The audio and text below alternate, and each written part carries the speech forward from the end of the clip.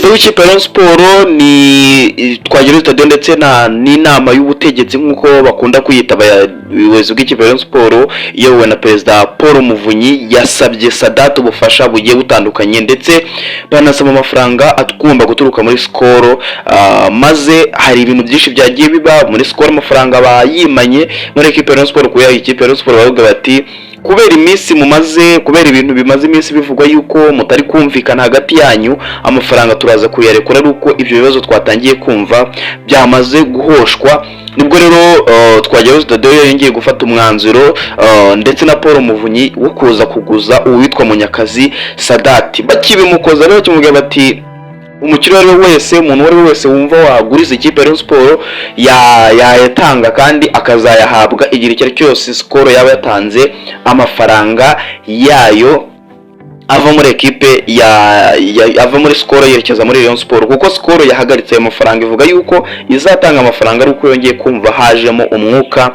mwiza muri ekipe ya Rayon Sport, mu buyobozi bwa Rayon Sport ndetse no mu buryo nyine muri komite zose za Rayon Sport, iyo nama y'ubutegetsi ndetse ibi ni ubuyobozi bwa Rayon Sport FC n'ubundi buyobowe na Tadeo Twagirayezu. Ni inama n'undi yabaye ku munsi w'ejo yagiye yigirwamo ibintu byinshi bigiye bitandukanye. Murabizi yuko amakuru yose agiye atandukanye mubanza kuyabona ahangaha n'ahandi hantu muba mukeneye kuyabona. Abantu bamwe na bamwe mugende mwinjira no muri groupe muyinjiremo, ushobora kunyandikira kuri iyo nimero cyangwa se ukajya muri comment ya mbere ukarebamo link ipininzemo ugahita uyikanda ukayinjiramo, ubundi ugahita winjira nawe muri groupe yacu ya Maso TV, kuko harimo amakuru menshi agiye atandukanye mu buryo bugiye butandukanye. Za ndani niho zigiye ziri nyinshi mu buryo bugiye butandukanye, ariko mwibuke no gukora subscribe kuri no YouTube channel yacu ku buryo mutaza gucikwa n'izindi update no kuri YouTube, ku buryo muzajya mugenda mwi-updating mu buryo bugiye butandukanye. Sadat rero acyumva yuko ayo mafaranga ari kuyaguza mu ikipe ya Sport, nawe yese agira igitekerezo aravuga ati muri ekipe ya Sport muri kunguza, atariko nanjye hari igitekerezo nari mfite muri Rayon Sport ko twagabana cyangwa se twabisabura tukagira uko duhurizamo hagati muri ekipe ya Sport, mutangiye mideni ngiye nkabasinyira n'amafaranga ariko nkazagira ahantu nyagaruriza muri Rayon Sport. Sadat ni umwe mu bantu babahanga cyane mu bintu bijyanye na business, ahita akubwira buryo ki agomba guhita yinjiza amafaranga ye. Yisasa ubuyobozi bwa Rayon Sport aravuga ati mugiye kwakira imikino mpuzamahanga, muzakira imikino 15 ya shampiyona, mwakire niyo mikino mpuzamahanga igiye itandukanye, bati mureke ngewe mbayizo miliyoni 300 ubundi nzishyurize icyo bita nka gate collection, imikino Rayon Sport izajya iba yakiriye yose, ibe match ya gishuti ibe match mpuzamahanga, nge mbaye miliyoni mazanjye 300 iyo mikino nzayiyakirire, mwatsinda mwatsindwa ati ngenzi yishyuriza izo match zose za 15 zo muri shampiyona ndetse n'imikino mpuzamahanga, yewe niyo imikino ya gishuti Rayon Sport yose izaba yakiriye muri no shampiyona, ngo bikazaba byageza n'undi mu kwezi kwa gatandatu kumwaka utaha. Sadat akibikoza ubuyobozi bwa Rayon Sport, bamwe bati n'ubundi arashaka kuturya, abandi bati nyamara hari uburyo yaba dufashijemo nubwo wenda yaba adukoze mu mufuka nk'uko babivuga. Baravuga bati nibyo koko yaba dukoze mu mufuka, ariko nawe nta handi hantu yakungukira muri Rayon Sport, kuko aramutse nawe yemerewe kwinjiza amafaranga abafana, akaba yakinjiza amafaranga, byaba ari ibintu byiza nawe kuri we, kuko ni inyungu kuri we, natwe ni inyungu kuri twebwe, kuko ntabwo birushoboye ko turi buze kurukirita abakinnyi nta kintu bita agafaranga dufite. Munyakazi Sadat rero kuri ubwo ngubwo ibyo yamaze kubisaba, ndetse ababwira yuko ayo mafaranga ashobora no kwiyongera bibaye ngombwa, kuko we aravuga ati murebe niba koko byaba ngombwa ko nyongera, kuko we avuga yuko amafaranga yose yakakwa na Rayon Sport afite azayagaruriza, kuko arababwira ati nge niyo mwanyaka miliyari budget ya Rayon Sport yose yakoresha muri no mwaka, nge Sadat nayatanga kugira ngo ekipe ibura amafaranga, igura abakinnyi, ibura amafaranga ihemba, nge muyanyaka ariko ngire byinshi cyane nikorera muri ekipe ya Rayon Sport. Avuga ati amafaranga yo kwinjira kuri stade ibigiye bitandukanye byose nge nabikora kugira ngo ayo mafaranga nzayinjize. Abareyo rero bamwe mu basaza ba Rayon Sport barimo ba Prosperi n'abandi nabibyo bitekerezo babyumvisha, baravuga bati aho hantu yabaturiye atavuga se kuki twebwe tutakikoramo ngo tugire amafaranga dutanga nk'ayo ngayo Sadat agiye gutanga, kugira ngo bagire natwe tujye twishyuza ku muryango, natwe twiyishyurize. Bamwe bavuga bati ibyo bintu muramutse mubikoze mushobora kubikora mu buryo wenda butari ubwa nyabwo, wenda muri bwa buryo bwacu tujya dukoramo ibintu hakaba havuka ikibazo. Ariko Sadat aramutse yumvikanye natwe, twabyereka itangazamakuru ndetse n'abareba bakabimenya ko Sadat ari uzajya bishyuza kuri stade, twe noneho akaduha amafaranga, tukavuga ko hari amafaranga runaka yageneye ikipe ya Rayon Sport, byibuza tuzajya dufata buri wenda tukavuga ati tuyafatiye rimwe cyangwa se wenda tuyafata mu byiciro bigiye bitandukanye. Rayon Sport yo ntabwo izishyuza kuri stade. Bakavuga bati ibyo byaba ari byiza kurusha uko twe twabyihitiramo nk'abasaza, nk'abantu bari kumwe na Rayon Sport nk'uko twitwa. Abantu bakavuga bati baje gushaka za ndonke twavugaga muri Rayon Sport, abantu bakagira ikibazo kigiye bigiye bitandukanye, bakavuga bati bwa buyobozi n'ubundi buba bufite aho bugaruriza ya mafaranga buba butanga, bafite ahantu bugaruriza n'ubundi muri Rayon Sport, n'ubundi biba Rayon Sport nk'uko abari bakunda kubivuga cyangwa se nk'uko itangazamakuru abanyarwanda bakunda kuvuga bati bariya bagabo ntabwo batanga amafaranga angana kuriya muri Rayon Sport, nta nyungu ntaho bafite bagomba kuzungukira ayo mafaranga muri Rayon. Bakavuga bati rero Sadat aramutse yatanze cyaba ari igitekerezo cyiza kurusha ikindi gitekerezo icyo ari cyo cyose muri equipe ya Rayon Sport twagira cyo kuba twakura amafaranga mu buryo bugiye butandukanye. Bakavuga bati izo miliyoni 300 Sadat naramuka ziduhaye, Skol nayo ikaduha izacu zigiye zitandukanye, twumvikana muri buri sezo cyangwa se buri kwezi, kuko zirenga miliyoni hafi 25 Skol itanga buri kwezi, zigomba kwerekeza muri equipe ya Rayon Sport. Bakavuga bati tugiye gufata amafaranga twahembaga abakinnyi tuyagabanye ndetse n'ibindi bigiye bitandukanye. Bakavuga ati rero twaba tugize inyungu muri Rayon, twaba tugize izindi nyungu muri equipe, inyungu zo kwinjiza z'amafaranga tuboneye rimwe, tukaba twakinjizamo abandi bakinnyi bagiye batandukanye, byibuza nibize kutugora muri Rayon Sport muri no mercato, kuri no soko ry'igura n'igurisha, kugira ngo n'abantu bataducishamo ijisho ngo bavuge bati babasaza nta kintu bafite, kuko amafaranga niba Skol yayimanye n'ahandi hantu bafite ho gukura amafaranga. Ni ikibazo cyacanze bano basaza baravuga bati turabigenza dute, turacaye ko nta handi hantu dufite dukura amafaranga, kandi abenshi muri bo nta muntu n'umwe ugishaka gutanga amafaranga yiwe. No mu bijyanye na za recruitment muravuga ati amafaranga yanjye ntago ndi buyatange, nanjye hari ukuntu namburwa, kuko Kanyabugabo ibyamuboye mwarabibonye, no kuvuga yuko ngo agiye kwinjira muri RIB ngo ajye kwishyuza Rayon Sport, ari kuvuga yuko ngo azarega perezida wa Rayon Sport, nubwo perezida wa Rayon Sport amugaye ati nge ntago wangurije, wagurije Rayon Sport ntago wagurije ngewe. Ni ibintu bigiye bitandukanye, n'undi mwuka utari mwiza muri Rayon Sport. Ariko bavuga bati reka tubihoshe kuri Sadat, none buri muntu wese uzajya utanga amafaranga tujye tugira ahantu tuzajya tumuhera amafaranga. Ni igitekerezo Sadat yazanye cyo guhita avuga ati no kubikora gutyo. Noneho Skol na Rayon Sport, ibibazo birimo hagati ya Skol ndetse na Rayon, Skol mu kwanga gutanga amafaranga byageze kuri perezida Paul Muvunyi, aravuga ati ni ukubera iki batwima amafaranga, ibyo bakwiye no kubirebaho, ibyo birabareba byo ko wenda hari umwuka mubi utari mwiza muri Rayon Sport hagati y'ubuyobozi, hagati ya komite zombi, hari iyo komite y'ikirenga nk'uko bayita, abiyo komite ya Rayon Sport FC. Ibyo bireba gute Skol? Kuko Skol ni umuterankunga wa Rayon Sport, ntago aribo ba boss ba Rayon Sport. Baravuga bati ayo mafaranga bakwiye kuyatanga uko byagenda uko kose.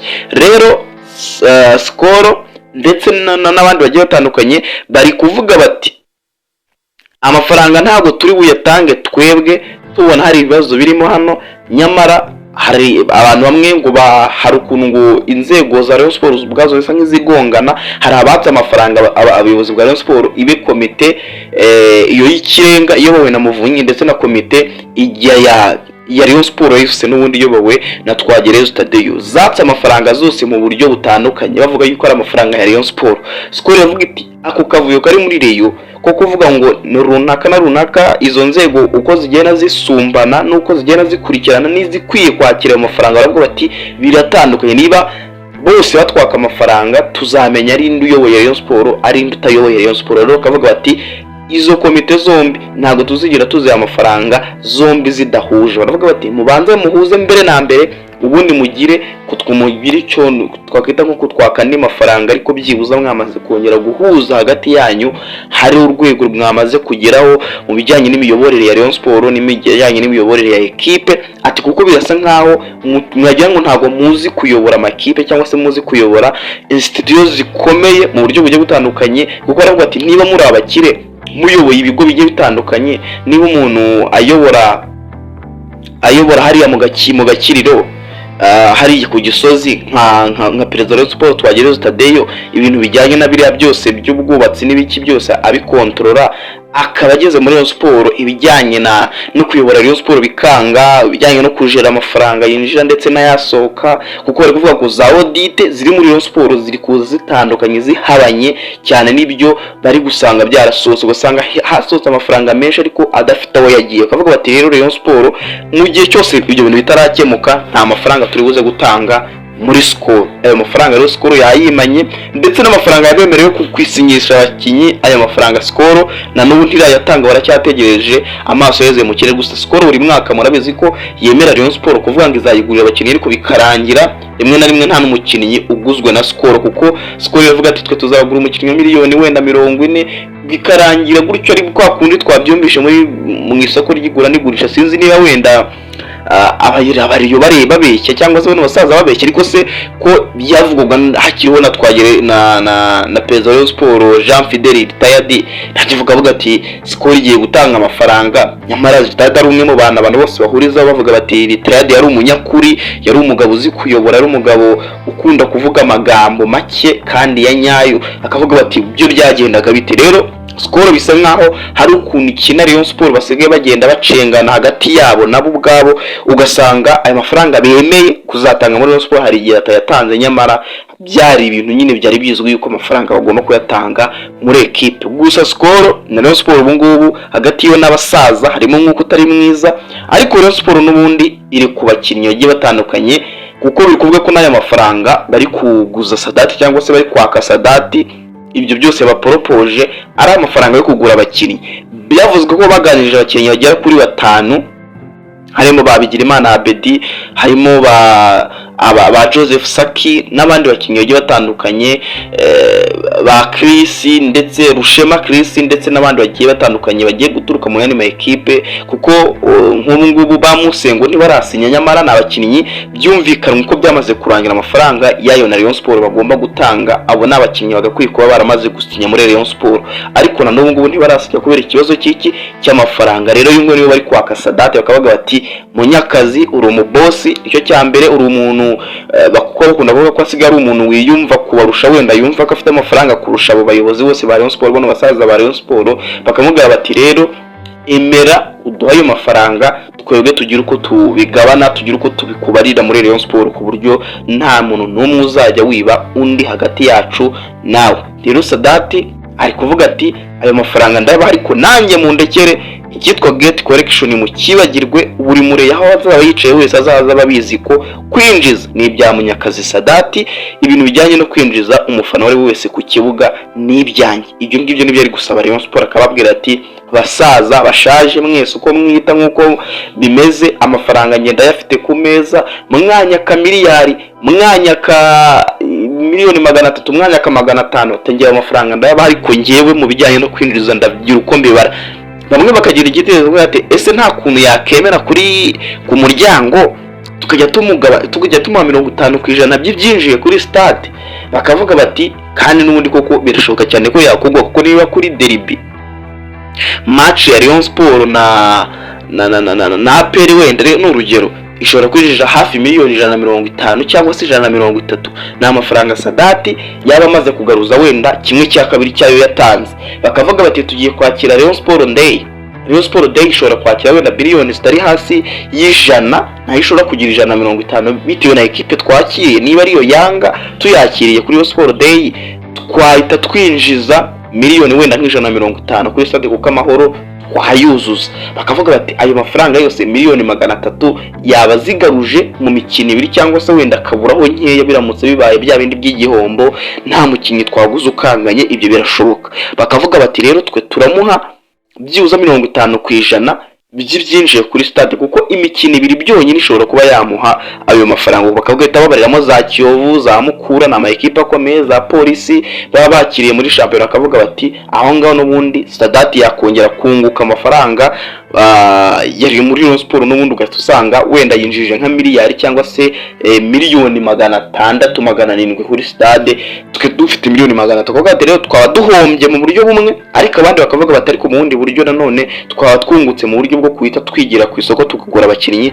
ariko tutarebye kure nanone muri Rayon Sport. Ni ibyo ngibyo biri kugenda bivugwa, hari abakinnyi kugenda bavugwa, uwitwa Gacinya amaze kugenda aganiza abakinnyi bagiye batandukanye. Mu kanya gato ndaza kuza bageza uko ibiganiro biri kugenda bigenda hagati y'abakinnyi bagomba kwinjira muri Rayon Sport.